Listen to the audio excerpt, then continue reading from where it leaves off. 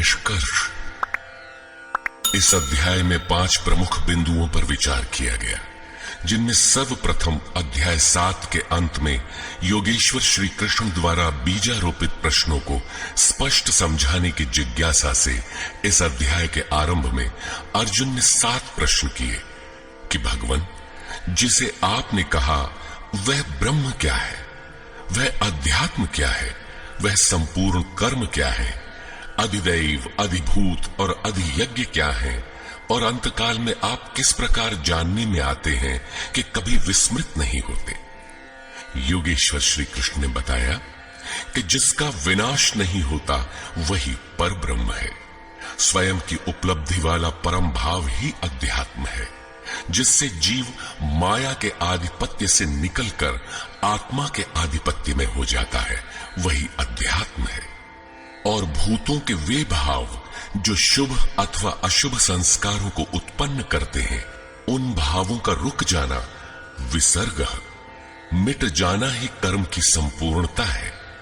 इसके आगे कर्म करने की आवश्यकता नहीं रह जाती। अतः कर्म कोई ऐसी वस्तु है जो संस्कारों के उद्गम को ही मिटा देता है। इसी प्रकार क्षर भाव अधिभूत हैं, अर्थात नष्ट होने वाले ही भूतों को उत्पन्न करने में माध्यम है। वे ही भूतों के अधिष्ठाता हैं। परम पुरुष ही अधिदैव है, उसमें दैवी संपद विलीन होती है।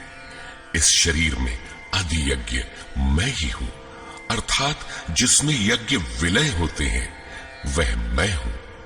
यज्ञ का अधिष्ठाता हूं, वह मेरे स्वरूप को ही प्राप्त होता है, अर्थात श्री कृष्ण एक योगी थे।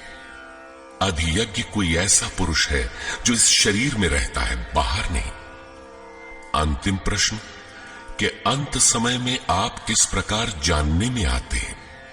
उन्होंने बताया कि जो मेरा निरंतर स्मरण करते हैं, मेरे सिवाय किसी दूसरे विषय वस्तु का चिंतन नहीं आने देते और ऐसा करते हुए शरीर का संबंध त्याग देते हैं, वे मेरे साक्षात स्वरूप को प्राप्त होते हैं, जिसे अंत में ही वही प्राप्त रहता है।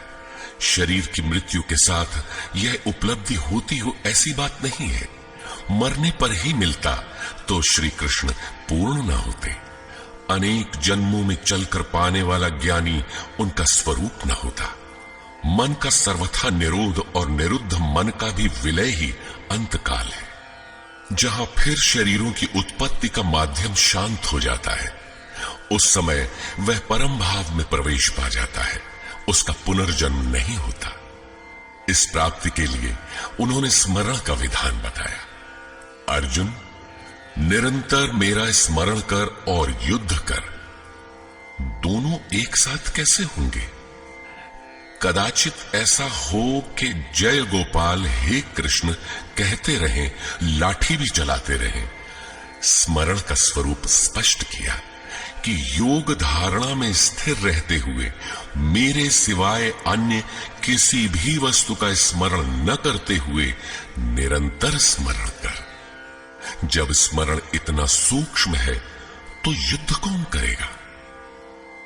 मान लीजिए यह पुस्तक भगवान है, तो इसके अगल बगल की वस्तु, सामने बैठे हुए लोग या अन्य देखी सुनी कोई वस्तु संकल्प में भी न आए, दिखाई न पड़े। यदि दिखाई पड़ती है तो स्मरण नहीं है। ऐसे स्मरण में युद्ध कैसा? वस्तुतः जब आप इस प्रकार निरंतर स्मरण में प्रवृत्त होंगे तो उसी क्षण युद्ध का सही स्वरूप खड़ा होता है। उस समय मायिक प्रवृत्तियां बाधा के रूप में प्रत्यक्ष ही है। काम, क्रोध, राग, द्वेष दुर्जय शत्रु हैं। ये शत्रु स्मरण करने नहीं देंगे।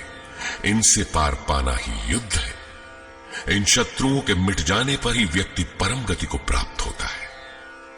इस परम गति को पाने के लिए अर्जुन, तू जप तो ओम का और ध्यान मेरा कर, अर्थात श्री कृष्ण एक योगी थे।